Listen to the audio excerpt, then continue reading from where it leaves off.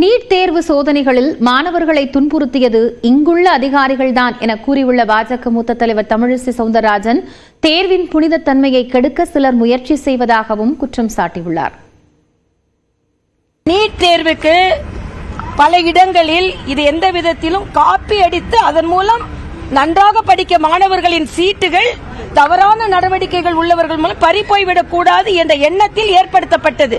ஆனால் மாணவர்கள் இப்படி உதாசீனப்படுத்தப்படக்கூடாது, துன்புறுத்தப்படக்கூடாது என்ற எண்ணம் எனக்கும் இருக்கிறது.